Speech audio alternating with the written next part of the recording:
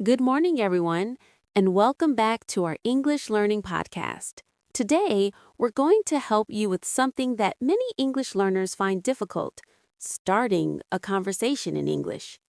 Whether you're meeting someone for the first time, chatting with a coworker, or just making small talk, knowing how to start a conversation can make you feel more confident and relaxed. I'm Speaker 1, and with me is Speaker 2. Hi, everyone. I'm so happy to be here. And today, we'll be learning with our two characters, Anna and Mark. They're going to show you how a simple conversation can start naturally. We'll listen to how they meet, what they say, and how they keep the conversation going. Then, we'll talk about useful phrases and expressions that you can use in your own life. Exactly. So let's imagine this situation. Anna and Mark are at a small coffee shop in the morning. Anna is sitting by the window reading a book, and Mark just walked in to get his usual coffee. He notices Anna sitting alone and decides to say something. Excuse me, is this seat taken? Oh, no, it's not. You can sit here if you like. Thanks. It's pretty crowded today, huh? Yeah, it really is. I guess everyone needs coffee on Monday mornings. True. Mondays are impossible without caffeine. I'm Mark, by the way. Nice to meet you, Mark. I'm Anna. Nice to meet you too, Anna. So, are you from around here? Yes, I live just a few blocks away. What about you? Same here. I work nearby, so this place is kind of my morning stop. Oh, I see. I come here often too, mostly because they have the best croissants in town. You're right. I've tried almost every pastry here. I think I might be addicted. That's understandable. So, what do you do, Mark? I'm a graphic designer. I work for a small marketing company. It's busy, but I enjoy it. How about you? I'm an English teacher. I teach kids, mostly beginners. It's fun, but sometimes exhausting. Wow. That sounds like a lot of patience. I could never do that. It does require patience, yes, but it's rewarding. You see your students improve, and that's a great feeling. I can imagine. You must be really good at explaining things. I try to be. Actually, I love helping people learn how to communicate, even in simple situations like this one. So, I guess we're having a real-life English conversation lesson right now. Exactly. That was a great example of how to start a friendly, natural conversation. Did you notice how Mark began? He didn't jump straight into a deep topic. He started with something simple. Is this seat taken? That's one of the easiest ways to start a conversation with a stranger in a public place. Yes, and then he made a comment about the situation. It's pretty crowded today, huh? That's called small talk, a short, casual way to connect with someone. Small talk helps break the ice and makes the other person feel comfortable. Another useful point is how they introduce themselves. I'm Mark, by the way, and nice to meet you. These are polite and friendly phrases that make the conversation smoother. Exactly. Let's talk about some expressions you can use in similar situations. If you're in a coffee shop or a restaurant, you can say, "Is anyone sitting here?" It's really busy today, isn't it? Do you come here often? The coffee here is great, don't you think? If you're at work or a meeting, you might say, "Hi, I don't think we've met before. How's your day going? That presentation was interesting." And if you're just meeting a neighbor or someone new, try, "Hey, I see you around a lot. Do you live nearby? Nice weather today, isn't it? Do you work around here?" Those are great examples. The key is to start with something simple and friendly. You don't need to say anything complicated. The goal is just to open the door to communication. That's right. And once the conversation starts, you can ask open-ended questions, questions that don't just have a yes or no answer. For example, instead of asking, "Do you like this cafe?" you can say, "What do you like about this cafe?" That encourages the other person to talk more. Exactly. When Anna asked, What do you do, Mark? That's an open-ended question. It gave him the chance to share more about himself. And when Mark said, "You must be really good at explaining things," he gave a compliment. Compliments are great for keeping the conversation positive. Yes, and the tone was natural, not too personal. Compliments about someone's skills or taste, like, "You're really good at that," or "That's a great choice," are safe and friendly.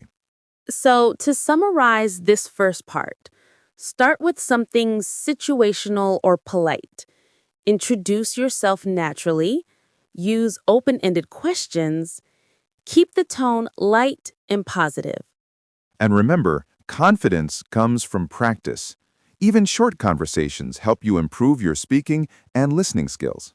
That's right. In the next part, we'll follow Anna and Mark as they continue their conversation and move from small talk to more personal topics like hobbies, interests, and daily life. So, stay tuned and keep practicing. Great job, everyone! Welcome back, everyone. In the previous part, we saw how Anna and Mark started a friendly conversation in a coffee shop. They used simple questions, polite introductions, and small talk to make the interaction natural. Now, we'll continue with their conversation as it becomes more personal and relaxed. You'll see how they talk about hobbies, interests, and daily routines, things that help you build deeper connections in English. So, Anna, you said you're an English teacher. That must keep you pretty busy, huh? It does. My mornings are usually full of classes, and I spend my afternoons preparing lessons. But I love it. What about you, Mark? What's a typical day like for you as a designer? Hmm. Well, I usually start work around 9. I design ads, social media posts, and sometimes logos for clients. It's fun, but deadlines can be stressful. Oh, I can imagine. Creativity under pressure is tough. How do you deal with it? Coffee helps. But seriously, I take short breaks. I listen to music, or sometimes I sketch just for fun. That helps me relax and get new ideas. That sounds nice. Music always helps me too. What kind of music do you listen to when you work? Mostly instrumental or lo-fi beats, something calm. Words distract me when I'm designing. How about you? I'm into indie pop lately. I like something cheerful in the background when I'm grading papers. That's cool. Do you ever play any instruments yourself? I used to play the piano when I was younger, but I haven't practiced in years. Maybe I should start again. You should. I tried to learn guitar once, but my fingers gave up after a week. That's so relatable. Everyone thinks guitar is easy until their fingers start hurting. Exactly. But maybe I'll try again someday. You totally should. It's never too late to learn something new. You sound like a teacher even outside the classroom. Guilty as charged. I can't help it. See how their conversation is becoming more natural and personal? Notice how they both ask questions and share small details about themselves. This kind of exchange helps people connect emotionally and keeps the conversation balanced. Right. Both Anna and Mark show interest in each other. When Mark asked, "What kind of music do you listen to?" he wasn't just being polite, he was encouraging Anna to talk more. Then she asked him a question in return. That's an important communication skill, showing curiosity. Yes, good conversations are like tennis. You hit the ball back and forth. If one person only talks about themselves, it becomes boring. That's a great metaphor. Also, did you notice the tone? They laugh, they use humor, they share opinions. For example, when Mark joked about giving up the guitar, Anna responded with laughter and understanding. That makes the interaction feel genuine. Humor is powerful. Even simple laughter like, or "that's so true," makes the dialogue warmer and friendlier. Let's pause here and highlight some expressions from this part. That must keep you pretty busy, huh? This shows empathy and interest. What's a typical day like for you? Great question to learn about someone's routine. How do you deal with it? Good way to keep a topic going.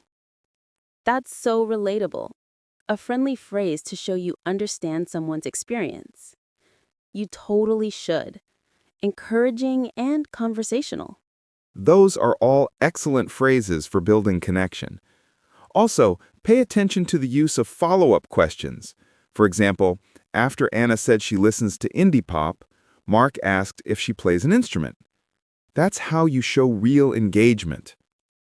Yes, and that's a key difference between short robotic answers and real conversation. In real life, we don't just say, I like music. We add more. Something like, I like indie pop because it helps me relax.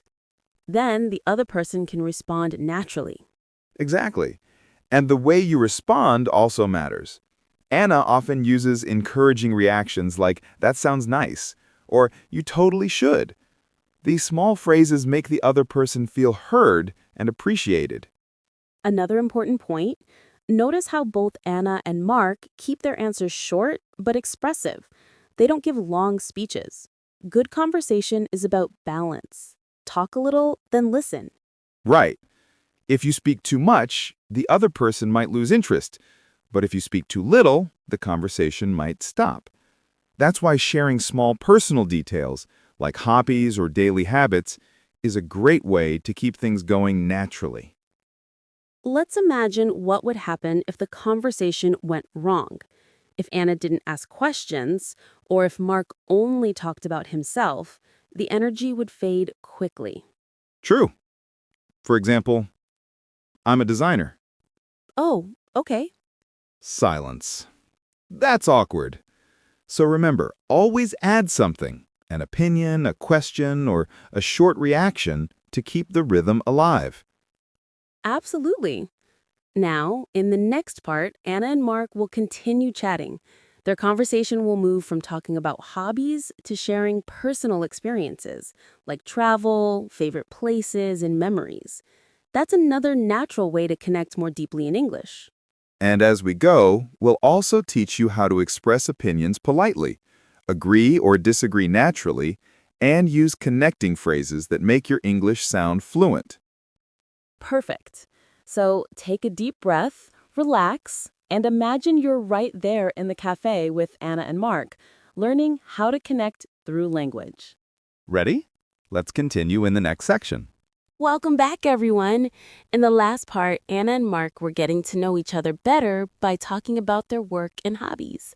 You saw how asking open questions and showing genuine curiosity makes a conversation more natural. Now, we'll continue following them as their chat moves into more personal territory, talking about travel, memories, and opinions. This is where the conversation starts to feel more like a friendly exchange than just small talk.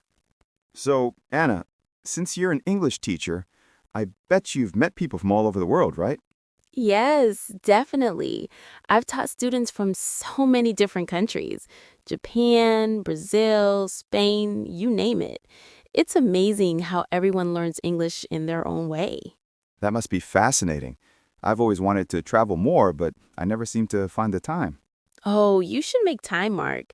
Traveling changes the way you see everything. Have you been anywhere interesting? I've been to Thailand once. It was a short trip, but I loved it. The beaches, the food, the people. Everyone was so kind. Thailand is wonderful. I went there a few years ago. I took a cooking class in Chiang Mai and ate too much mango sticky rice. I can totally imagine that. I think I ate pad thai every single day when I was there. Same here. Isn't it funny how we always eat local food when we travel, but when we come home, we miss it right away? Yes, I even tried cooking Thai food at home once. Let's just say it didn't taste the same.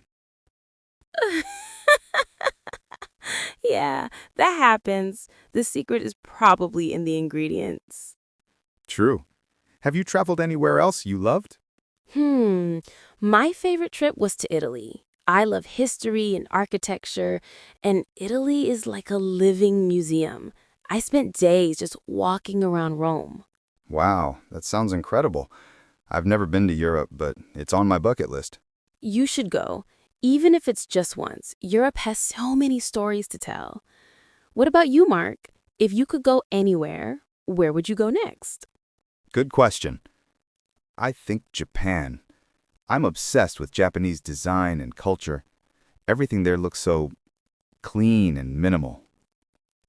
Oh, yes. Japan is on my list too. I love how polite people are there and how peaceful everything seems. Yeah, and the food. Ramen, sushi, all of it. I probably eat not stop. So, your main motivation to travel is food, huh? You caught me. Food is my weakness. But also photography. I like taking pictures when I travel. It's a way to remember moments. That's beautiful. You know, that's what I love about talking to new people. You always learn something about what makes them happy. Yeah, conversations like this remind me that connection doesn't have to be complicated. You just share a little bit about yourself, listen, and suddenly you feel closer. Exactly. Communication is not just about language, it's about curiosity and kindness. I couldn't agree more. That was such a nice exchange between Anna and Mark. Notice how their tone has changed. It's warmer, more emotional. This happens naturally when two people start talking about personal experiences. Yes, they're not just sharing facts anymore. They're sharing feelings and memories. That's what helps build connection. When you speak English, don't be afraid to share your personal opinions or experiences. It makes you sound authentic. Absolutely. Let's look at a few useful expressions from this part. You should make time. This is a friendly way to encourage someone. That must be fascinating. Shows interest and respect for the other person's story. I can totally imagine that. A natural phrase for reacting to someone's experience. It's on my bucket list. Means something you want to do before you die or soon. You caught me. A playful way to admit something funny or true. Those are great. And also, notice how they used humor again. When Anna teased Mark by saying, "So your main motivation to travel is food, huh?" It kept the tone light. Humor, when used politely, makes a conversation memorable. And also notice how they used why and what about you questions. These are perfect for making conversations deeper. For example, what about you invites the other person to share something back. It's like passing the ball in a friendly way. Yes. And when they talked about their travel dreams, they didn't just name countries. They described why they liked them. This kind of detail makes your English sound rich and interesting. Right. Let's also notice how they agreed politely. Instead of just saying yes, they used phrases like, oh, yes, Japan is on my list too. I couldn't agree more. These expressions sound more natural and fluent.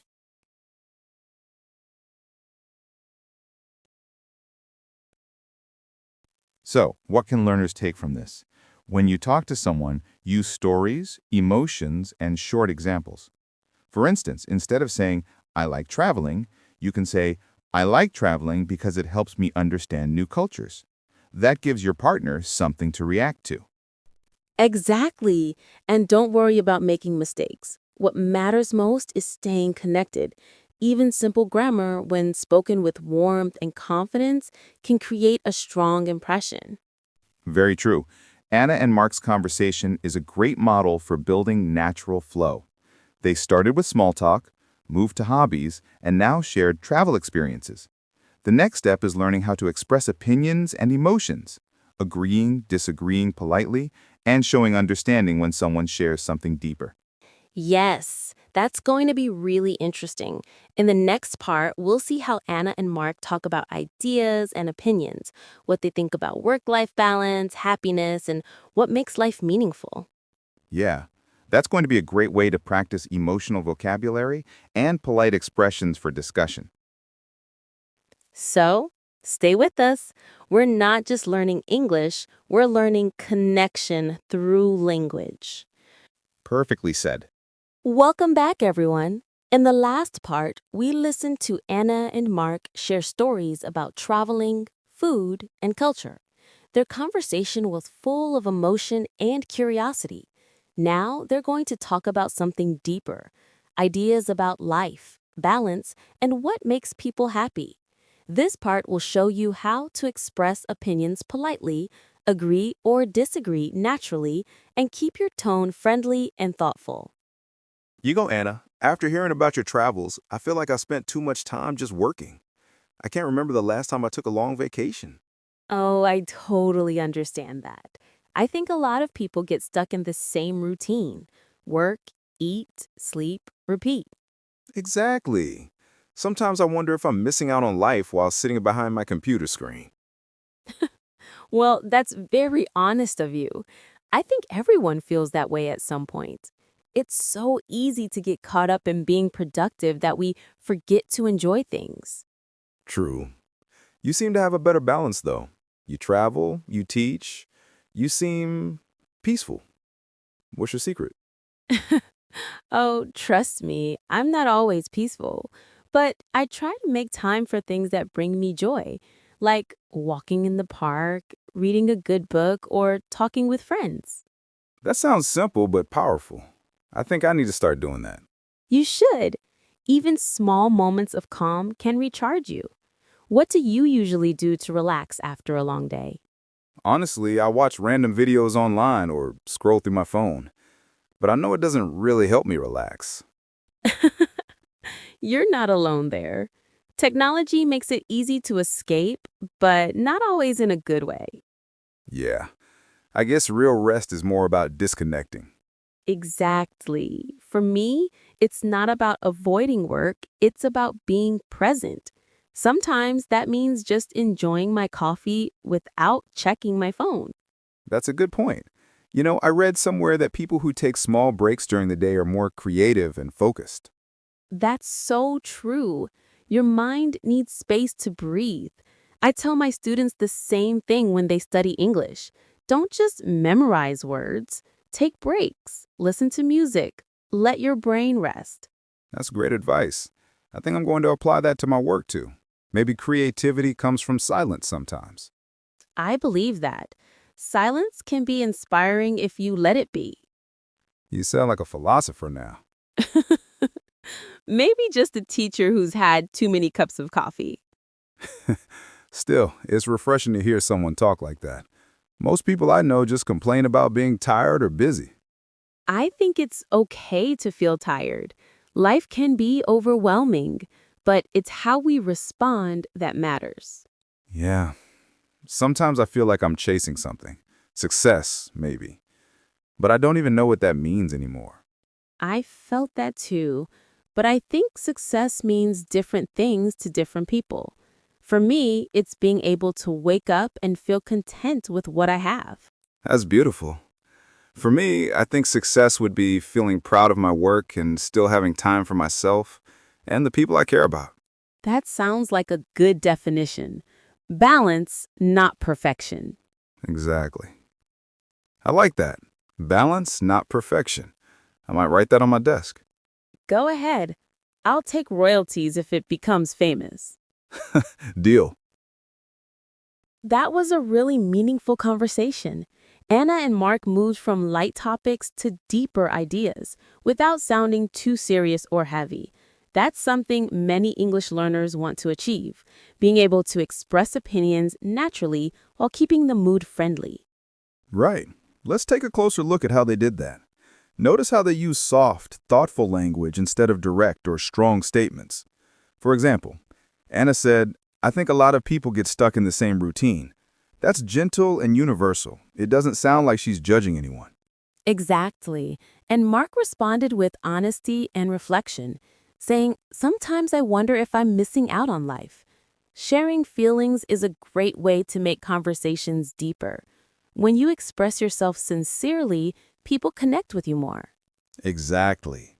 Here are some useful phrases you can use to express opinions politely. I think, In my opinion, it seems to me that. Personally, I feel, I guess you could say. And to agree with someone naturally, you can say, that's so true. I totally understand. I couldn't agree more. Exactly. And if you want to disagree politely, you can use these. I see your points, but that's interesting, though I feel a bit differently. I understand what you mean, but maybe. Perfect. Remember, tone is everything. Even a disagreement can sound kind if your tone is calm and respectful. Right, and I love how they used humor to lighten serious topics. For example, when Mark said Anna sounded like a philosopher and she joked about coffee, that's what makes the talk feel real. Humor helps build comfort.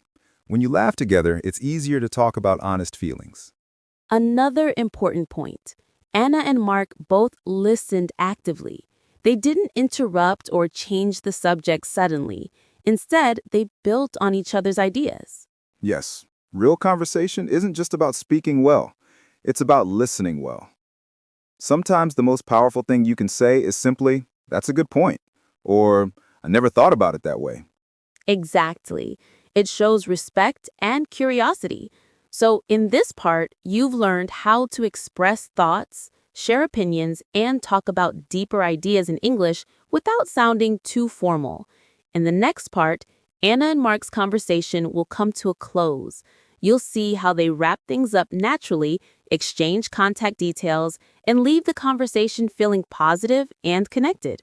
We'll also review key expressions for ending conversations politely and keeping the connection alive for next time. This next part will be your final practice step, how to say goodbye naturally and confidently in English. Stay timed and let's finish strong. Welcome back, everyone. We've reached the final part of our story with Anna and Mark. So far, we've seen them go from polite small talk to friendly sharing and even deep conversation about life and happiness. Now, we'll watch how they end their chat naturally and positively without sounding awkward or abrupt. Ending a conversation well is just as important as starting one because it leaves a good impression and keeps the door open for future connection. You know, Anna, I didn't expect to have such an interesting morning conversation today. Usually I just grab my coffee, check emails, and rush to work. Well, I'm glad you decided to sit here then. It's nice to have a real conversation once in a while, not just talk about work or weather. Exactly. I think I needed this. It's funny how a random chat can change your mood. That's the magic of human connection, right? Sometimes the best conversations happen by accident. You're absolutely right. I actually feel more motivated now. Maybe I should start doing this more often. Talking to people instead of just scrolling through my phone. That's a great idea. Real life is so much more interesting than screens. Agreed. So, do you come to this cafe every morning? Not every morning, but a few times a week. It's my little escape before work. Same here. Maybe we'll bump into each other again sometime. I'd like that. Conversations like this are a nice way to start the day. Definitely. By the way, would you mind if I got your contact? Maybe we can share travel photos or coffee recommendations. Sure, why not? Here, you can find me on Instagram. I post mostly about teaching and books, though. That's perfect. I'll follow you. You might inspire me to read more. And maybe I'll get some design inspiration from you in return. Deal. Well, I should probably get going. My students will start wondering where their teacher went. Right, can't keep them waiting. I have a meeting in 20 minutes, too. Time flies when you're having a good chat. Yeah. Thanks for the conversation, Anna. It was really nice talking with you. Same here, Mark. Have a great day at work. You too. And maybe I'll see you around. I hope so. Take care. You too. Bye for now. Bye. That was a perfect example of how to end a conversation smoothly. Notice how natural and friendly the tone was. No awkward silence, no sudden stop. Just a warm and polite goodbye. Exactly. Let's talk about what made this closing work so well. First, they both acknowledged the conversation. Mark said, I didn't expect to have such an interesting morning conversation today. And Anna said, it's nice to have a real conversation once in a while, not just talk about work or weather. Exactly. Appreciation makes people feel valued. When you say something kind at the end, it leaves a positive impression. The second thing they did right was mentioning the future. Mark said, maybe we'll bump into each other again sometime. That kind of phrase keeps the door open for more contact without sounding too strong or pushy. Right. It's casual but friendly. You can also use other expressions like, let's catch up sometime, or hope to see you again soon. It was nice chatting with you. Take care. Have a great day. Those phrases work in any setting, at school, at work, or even in casual situations like cafes or events. Another great thing is how they exchanged contact information in a natural way. Instead of saying, can I have your number? Which can sound too personal, Mark said, maybe we can share travel photos or coffee recommendations. That's a polite and purpose-based way to stay in touch. Yes, exactly. It gives a reason for the exchange and feels friendly, not forced. And when they said goodbye, they used warm and short phrases like, take care, and you too. That makes the goodbye sound balanced and mutual. So, let's summarize what we've learned from the whole conversation, from start to finish. Start with something simple. Use situational or polite openers like, is this seat taken? Or, it's really crowded today. Introduce yourself naturally. A friendly, by the way, always works.